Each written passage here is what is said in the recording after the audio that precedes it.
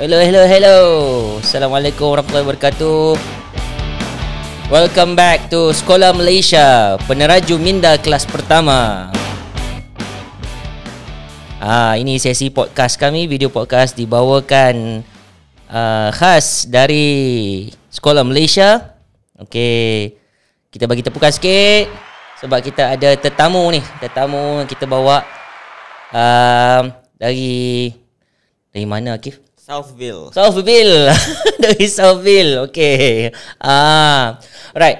So dengan saya sekarang ni kita ada tamu, nama diberi Muhammad Akif Farhan bin Basri. Bin Ahmad Basri. Ahmad Basri. Kalau cari kat Facebook jumpa Akif Basri. Betul. Kalau dekat Twitter alias Akif_Basri. Akif_Basri. Okay. So Akif ni, kenapa kita bawa Akif ni? Sebab hari ni kita nak bercakap tentang psikologi. Kita nak bercakap tentang dengan mental health punya issues. Dan inilah orangnya, seorang clinical psychologist, betul tak? Betul. Clinical psychologist. Dan clinical psychologist ni, Akif cerita sikit apa tugas clinical psychologist dengan psychiatrist lalu orang. So memang pekerjaan ni dia tak berapa famous lah. Okay. Dia orang biasa tahu motivator, counselor, psychiatrist kan. Tapi dia sebenarnya ada sedikit perbezaan lah. Kami semua macam psychiatrist, clinical psychologist dengan counselor ni memang satu kumpulan yang membantu mental health professionals yang membantu mereka yang ada isu-isu kesihatan mental. Okay. So dia punya difference utama dia dengan psychiatrist is kita tak prescribe medication lah.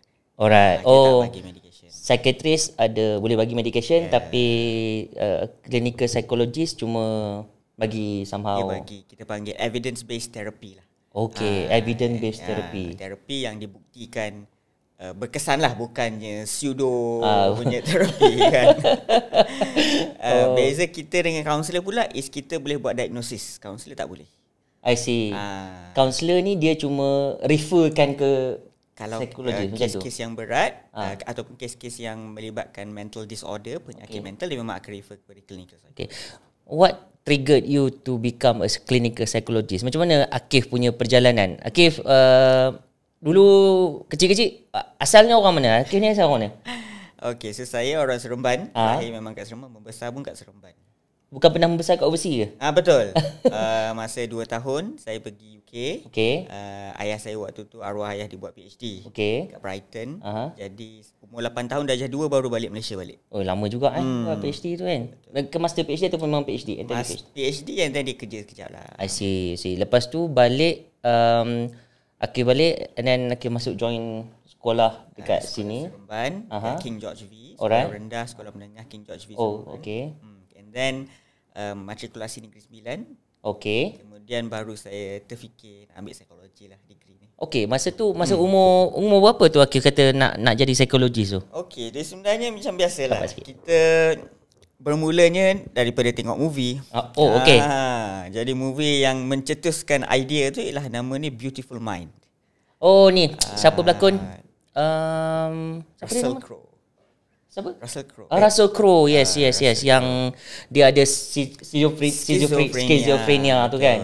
So dalam cerita tu dia ada schizophrenia, dia hallucinate, dia delusional, dia nampak kawan-kawan dia yang tak ada. And then akhirnya dia tapi dia tak ada insight. Maksudnya dia tak tahu, dia tak percaya yang benda tu palsu ataupun benda tu tak real. Akhirnya dia dapat insight tu sebab bila dia dah semakin tua, kawan-kawan dia tu tak tua. Okay. So dari situ baru dia macam dapat insight, betul lah, benda ni adalah satu hallucination. Right. So itu benda tu macam mencetuskan saya punya minat lah dalam bidang yang and then lepas tu daripada situ, maksudnya trigger tu masa dekat college matrik? Masa tu sebelum SPM lagi lah. Okay, sebelum SPM. And then lepas tu apa yang Akif buat contohnya untuk membawa Akif ke situ? I mean, yelah selalu orang study ni sebab nak kata apa? Nak jadi engineer, nak jadi doktor kan. Lepas tu yang selalunya yang dapat selalu bila kita tanya yang dapat pergi kursus-kursus lain, oh tak ada pilihan lain, itu je yang ni kan. Tapi memang you choose because you really I choose. Saya memang nak. Saya memang nak dan saya tahu ada peluang dan ada keperluan. Okay. That's very good. I mean, at that age you started to realise that. Ada apa benda yang trigger Akif juga? Sebab kakak saya pun sebenarnya dalam bidang sama. Dia pun clinical psychologist. Sekarang dekat kat UIA Kuantan. So basically dia buka jalan dan dia tunjuklah macam mana bidang ni sebenarnya. Tapi arwah ayah bukan? Bukan. Dia doktor PhD dalam bidang pendidikan, education. Oh, the education. Mak pula? Mak dia rumah. Oh, okay. So that's very interesting. Lepas tu bila Akif sambung masuk ke mana tu? Degree UKM. Degree UKM 3 tahun. Kemudian saya habis je degree, memang saya dah niatlah nak apply masters in clinical psychology. Okay. Tapi tak dapat. Alright. Sebab waktu tu tak ada working experience. So dia nak kena ada working experience. Competition dia tinggilah untuk masuk course ni dan tempat dia tak banyak. Sebab saya pernah baca juga dia kata antara job that could not be replaced is psychologist lah kan. Maksudnya many other things tu robot can replace, but in the future people need more psychologists. And they are dealing with a lot of challenges and all those kind of thing kan. Betul. So bila Akif start betul-betul jadi psychologist ni, okay. So tadi saya tak lepas waktu tu. So saya ambil masters dalam bidang lain. Okay. Saya ambil dalam developmental psychology. Dia macam saya belajar child psychology, adolescent psychology. Kemudian saya kerja setahun dengan kanak-kanak autism punya pusat lah, Center Autism. Kemudian saya try lagi sekali untuk masters in clinical psychology dan time tu baru dapat. So saya ada double masters lah basically. Alhamdulillah. So grad 2017. So dah 3 tahun lah jadi clinical psychologist. I see. So maksudnya lepas 2017 sekarang ni Akif kerja dekat itulah apa klinik psychology Azlina. Berapa orang kerja dengan situ? Full time clinical psychologist ada 2, tapi locum ada dalam 3-4. Okay. And then you are also part of panggil locumnya. Ni kata full time. Saya memang full time. Full time situlah. Oh, okay. Alright. So, bila sebut tentang clinical psychologist ni, tadi Akif ada cerita macam antara bezakan dengan psychiatrist prescribe ubat, clinical psychologist tak. Tapi apa problem-problem yang selalunya dikaitkan dengan psikologi ni lah? Sekarang ni memang yang paling common lah mental health issues adalah anxiety. I see. Depression. Stress. Dengan anxiety, burnout kerja. Okay. Tapi maksudnya stress dengan burnout kerja tu, yalah memang maksudnya sekarang ni is common lah kan. Yes. And betul. Maksudnya is it healthy? Kalau ada setengah orang cakap macam stress tu, ada yang setengah kata healthy stress, ada yang to a certain extent stress memang healthy pun. Dia memang kita perlukan lah untuk menjadikan kita lebih produktif. Dan kalau tak ada stress kita relax sangat pula kan. When is the time that stress is not healthy? Bila dia chronic maksudnya berpanjangan lama sangat. Okay. Contohnya bila consider long tu, how long is it? Like for example 2 minggu, seminggu? Yes. Like more than 2 weeks. More than 2 weeks. Dan benda tu setiap hari mengganggu kita. Dan benda tu terlalu overwhelming sehingga kita tak boleh cope. Dan dia tak healthy lagi dah. Dia akan jadi macam mana? Contohnya kalau simptom, kalau macam contoh yang stres yang overwhelming ni, dia akan jadi macam mana? Dia rasa susah tidur ke? Okay. Bahan selera makan ke? Right. Significantly change dia punya life lah. Basically dia tak nak jumpa orang ke? Dia rasa mood dia down all the time ke? I see. Self-esteem menurun. Right. So dia ganggulah dia punya life. Dia bukan orang yang macam dia sebelum ni lah. Saya rasa saya stress kot masa awal-awal PKP tu. I think I have problem. Contoh macam yelah macam tak nak yelah PKP kan tak boleh jumpa orang. You're stuck at home. I think post PKP ni you got a lot of cases. Yes. Macam PKP and all this pandemic memang meningkatkan mental health issues lah. Semakin ramai. Cuma kita boleh kata it's common lah. Maknanya benda tu justified dengan apa yang berlaku sekarang ni. So tak semestinya semua itu adalah mental disorder. Okay. Dia mungkin semata-mata kadang-kadang it's because of stress. Stress punya ni lah. Environment lah. Right. Other than that, kalau tadi ada beza pula stress dengan burnout? Yes. Burnout ni memang chronic stress spesifik kepada tempat kerja. Oh, memang spesifik untuk tempat kerja. Maksudnya kalau life dia sebenarnya memang okey. Balik rumah okey, seronok. Pergi kerja je macam Oh, dragging. Yes, dia drag energy dia, overwhelming, mungkin ada the toxic boss. Setiap hari nak pergi kerja dia rasa lemah, long lie. Tapi kalau kerja lain dia produktif. Dan itu nama dia burnout. Rasa macam burnout. Okay. So maksudnya kalau stres tu dia selalu rasa ke macam ni, dia selalu fikir? Stres ni maknanya general lah. Apa-apa bila kita nak kena submit kerja, kita stres. Tak sampai kita punya KPI, kita stres. Ataupun bila nak exam, students bila nak exam dia stres. Itu adalah benda yang come and go.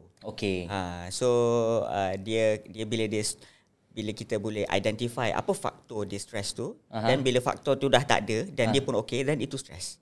Tapi maksudnya kena take away that factor first baru boleh tahu. Kalau dia boleh cope atau avoid, then elok lah. Tapi kalau tak boleh, then memang dia kena jauhi diri lah daripada that factor. Kalau macam kata burnout tu pula macam mana dia punya, maksudnya selalunya bila treatment yang Akif akan prescribe, kalau ialah bukan prescribe ubat kan, tapi prescribe something lah kan. So what kind of prescription that you give, for example orang yang burnout ni? So benda tu memang in general dia memang terpulang kepada assessment. Sebab lain orang dia punya cara coping dia lain. Tapi antara evidence based treatment yang ada adalah nama dia cognitive behavior therapy. CBT. So CBT ni adalah bila kita stress, kadang-kadang benda tu cara fikir kita tu tak berapa organised. Dan kadang-kadang kita banyak ditipu oleh pemikiran kita, which we call cognitive bias. Overthinking included. Overthinking, pukul rata, overgeneralization. Kita jumping to conclusions. Kita black or white thinking, maksudnya sama kita gagal atau kita hebat. Kalau kita tak hebat, kita paling hopeless. Tapi what leads to that kind of thinking? Do you have any idea tak? Macam mana orang boleh ada this kind of selective judgment, overthinking?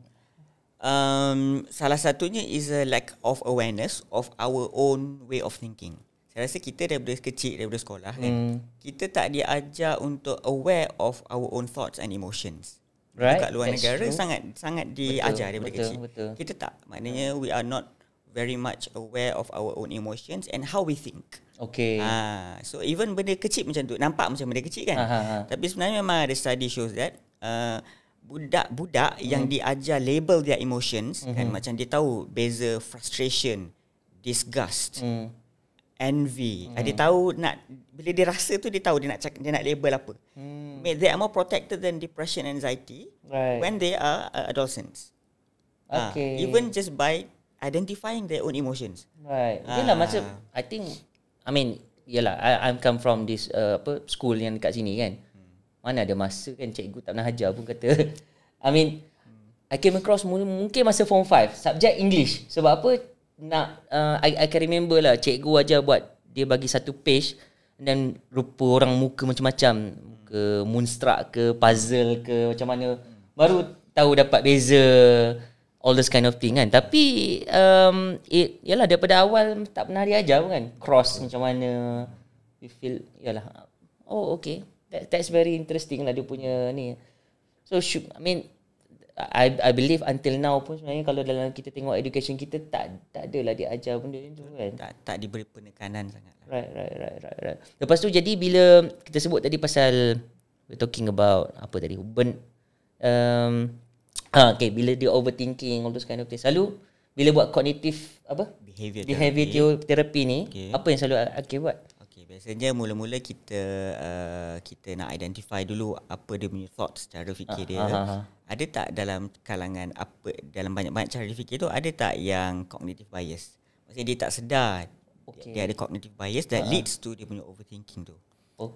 So kita nak identify kat mana dia punya cognitive error ataupun cognitive bias, and then basically macam ni lah. Ada setengah orang bila kita rational, kita memang boleh, kita sendiri boleh CBT kan diri sendiri. Contoh, bila ada masalah kita tak apalah, ini mungkin ujian daripada Allah. So ada setengah orang dia memang boleh challenge dia punya own thoughts by internally.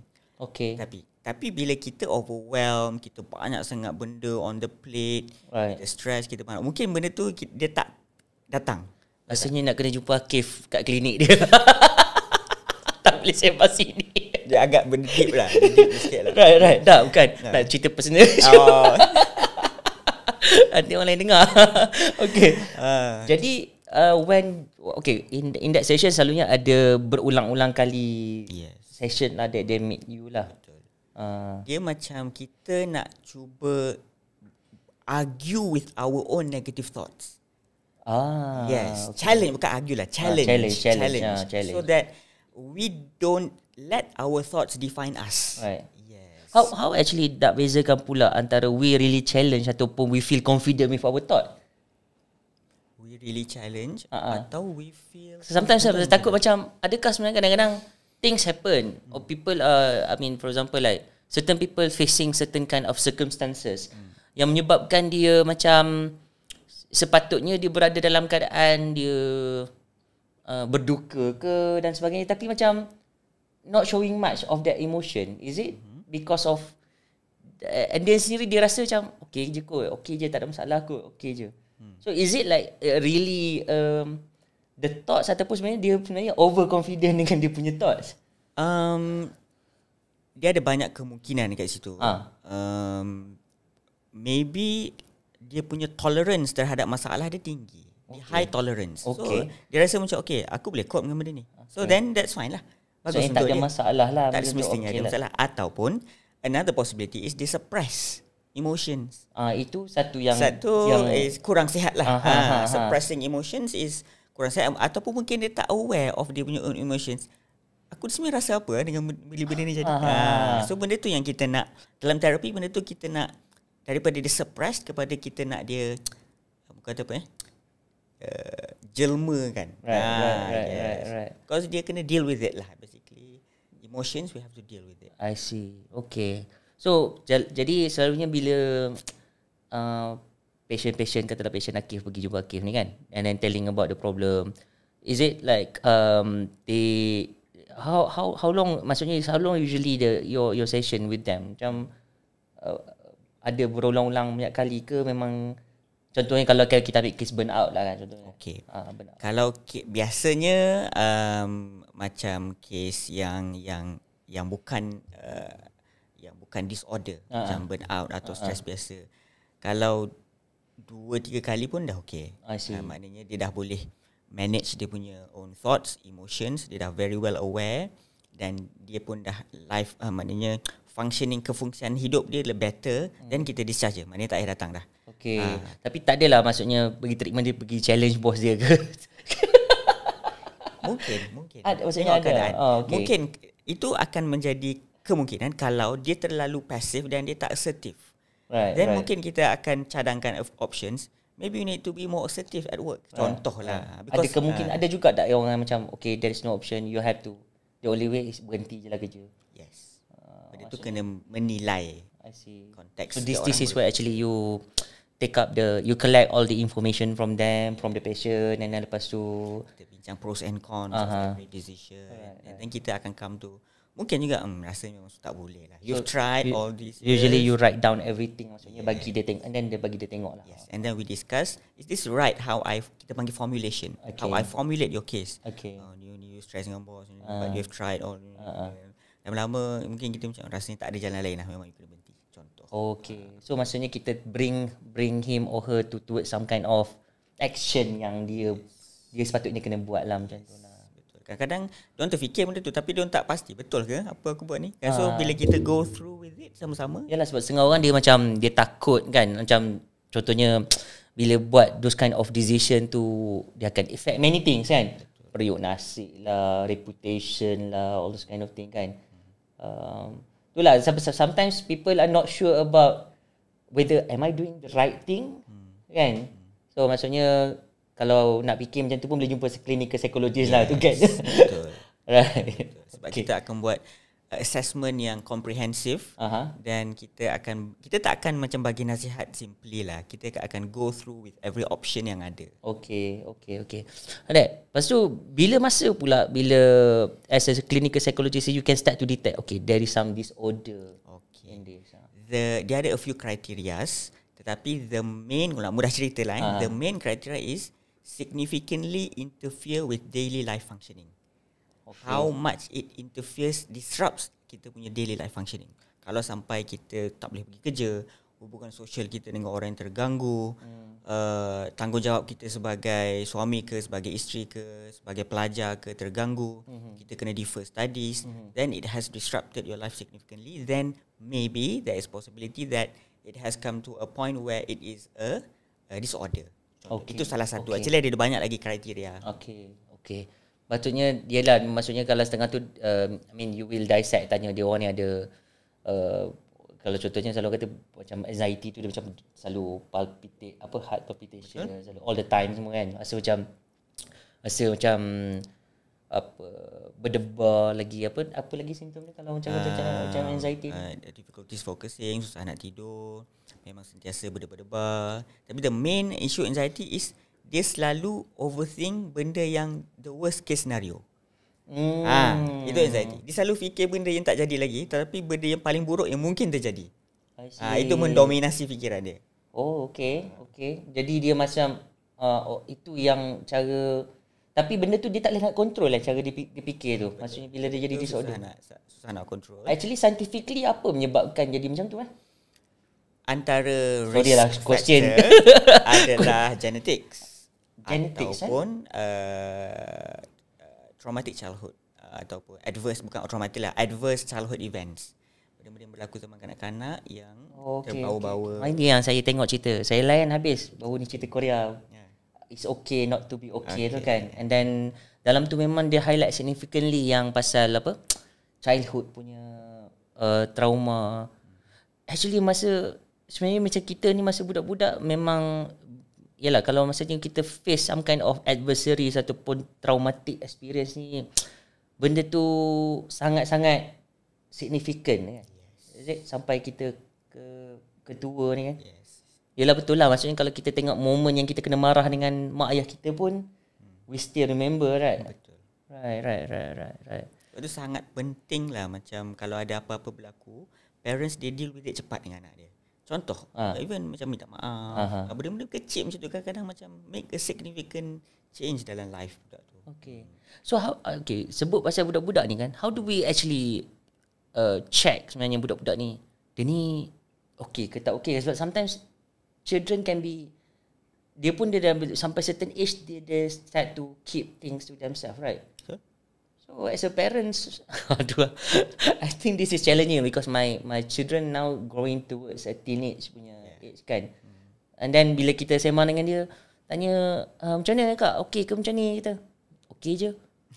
So you felt macam, is there anything that you feel like macam okay, I should trigger more and ask more ke ataupun macam mana? Umur berapa? Kalau contoh ambil yang sulung tu umur 14 kata. Okay. I see. Okay. So 14 tahun female Female. Okay. So memang 14 tahun ni memang orang kata apa stormy period. Dia waktu tu lah dia emotions dia naik turun. Waktu tu dia nak mengenali diri sendiri. Waktu ni lah nak ada crush. Yes, very vulnerable. Mungkin benda tu quite berseni kalau nak kata satu cara yang betul tu susahlah. Tetapi maybe it's a shift from us being an authoritative parent kepada a friend. Right. So nak shift tu kadang susah sebab dia dah pandang kita macam ayah yang macam takkan nak cerita benda-benda yang keras contohlah. So how do we lower our authoritative figure waktu tu that makes a change dalam whether dia akan bincang dengan kita atau tak. Tetapi actually the most important thing is actually not whether we ask the right thing or not, tetapi adalah we genuinely show concern consistently. I see. Yes. So dia nak cerita ke tak nak cerita ke, it makes a difference that kita tanya. Okay. Itu yang paling penting sebenarnya. Okay. Dia tak nak cerita tu tak apalah. Kalau maksudnya someone said to me, it's better to over communicate rather than under communicate. Yes. Sebab memang ada research yang menunjukkan anak perempuan yang ayah dia selalu tanya dia lepas balik sekolah, dia buat apa, dia protected from depression. Oh, okay. Dia macam tu je. Okay. Berbanding budak yang mak ayah dia tak tanya, you know, dia kena deal with it alone. Right. Even kalau dia tak nak cerita pun tak apa actually. Tak nak cerita pun tak apa, as long as kita as a parents you keep asking question. Asking and showing our concern, and kita mungkin tak terlalu push dia untuk cerita, but we can say something like this. I'm here if you need anyone to talk to. Kita just offer kita punya help and presence, tapi kita tak macam apa, investigate sangat lah. Bukanlah kita nak macam, yelah, sebab sometimes it come to the extent that macam parents ni becoming very protective sangat kan. Jadi dia nak check semua, ni sembang dengan siapa, check dengan siapa semua kan. I mean, yelah, of course lah, at that certain time kita mungkin akan rasa very well conscious, anak aku dah membesar kan, and then dengan siapa dia berkawan semua tu kan. Tapi dengan budak lelaki pula macam mana? Actually lebih kurang je. Lebih kurang je. The main idea is genuinely showing our concern. Kurangkan kita punya kurangkan, diorang suka kita bagi dia trust kot. Okay. Rasanya diorang suka kita bagi dia trust. And then banyakkan basically banyakkan borak benda yang selain benda yang dia tak nak cerita tu penting. Maksudnya play time kena lagi banyak daripada benda yang serious talk. Kadang-kadang kita bila dah dewasa, kita serious talk je dengan budak-budak kan. So dia tak ada this rapport building session. Right. So sometimes kita kena ingat, kita nak dia cerita dengan kita tu, dia mesti kena ada banyak rapport building session yang menyebabkan dia trust dan percaya pada kita. Yelah, untuk dia tanya soalan kat kita ke apa semua kan. It's very interesting lah, sebab I think this is something yang is scientifically proven, tapi it's like macam I know kita macam contoh kan, saya ada 4 orang anak pun, it's like macam dealing with each of them tu, it takes a different way to address kan. Orang ni karakter dia macam ni, dia punya style dia macam ni, dia punya multiple intelligence dia macam tu semua kan. It's really somehow tu lah kata, orang kata kalau buat PhD ni seorang anak tu satu PhD. So that's kata apa, the difficult part of it kan. Alright. So sebelum kita kena stop kejap dulu. Kita minum air dulu kejap. So nanti kita akan sambung sekejap lepas ni. Okay? Alright. Ada lagi banyak soalan ni nak tanya.